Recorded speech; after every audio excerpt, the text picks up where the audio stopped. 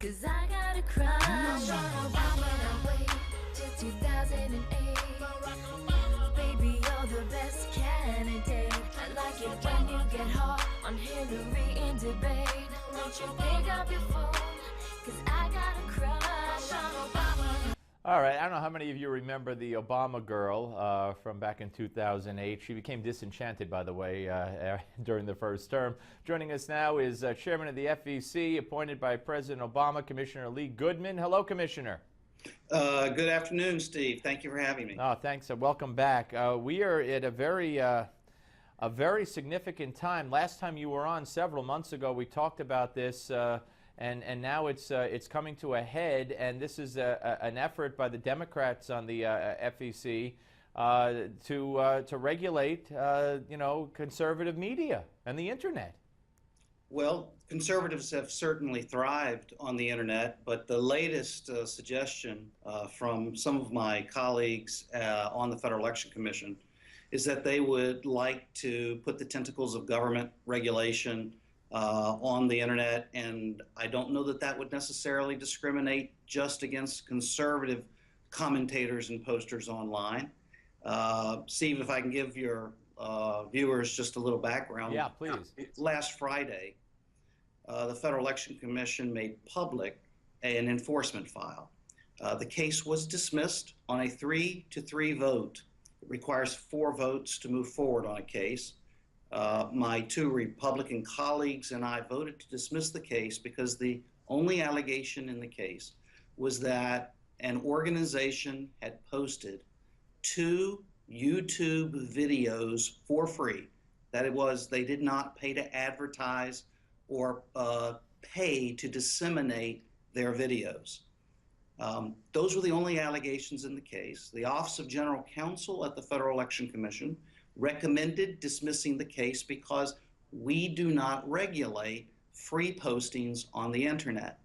However, it was a surprise when the case was decided by a 3-3 vote, indicating that there are 3 votes on the commission today who want to regulate free online postings on YouTube. In addition to that, when the case went public on Friday, our Vice Chair, Ann Ravel, let me just say, I get along quite well with Commissioner Ravel. We have an excellent professional working relationship, but we just disagree in principle on this issue. She issued a statement calling for greater regulation of political speech online. And I think the public needs to know about that. So that's why we're here today, Steve. Yeah, no, and it's frightening that case was 3-3, meaning that there were 3 people on your commission that would have it go the other way. So why do you think she would be in favor of that if it would affect the left as well as the right? What's the purpose then? I mean, what is the purpose, do you believe, in her mind? I mean, I don't know if you could get inside her mind, or maybe if you've talked to her. What is she hoping to accomplish? I think that those who believe in greater regulation of political speech generally are concerned that more and more Americans are logging on. A recent Pew study showed that about half of Americans use the internet as their primary source for political commentary, information, and news. And so I think that they are concerned that internet communications about politics are becoming quite effective. But just because the communication is effective is not a justification for the government to regulate it. And I say that because our writ to regulate, to the extent we have one, is only to regulate large contributions to candidates or to require disclosure of large independent expenditures to influence elections.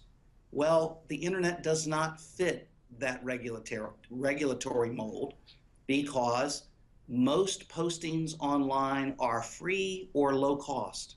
And so this is a good thing that we should be encouraging, not discouraging, but unfortunately, government abhors a vacuum of regulation. Commissioner, well, what would you say, as long as it's 3-3, it's going nowhere? What are the chances that, and you tell me when, and we have about 30 seconds left, that this will change and this could come to fruition? Vice Chair Ravel has made it quite clear that she intends to push some of these ideas next year.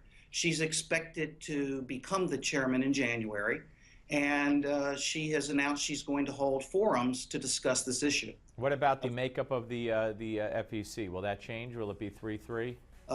You'd have to confer with people above my pay grade. Right now, we have 6 commissioners.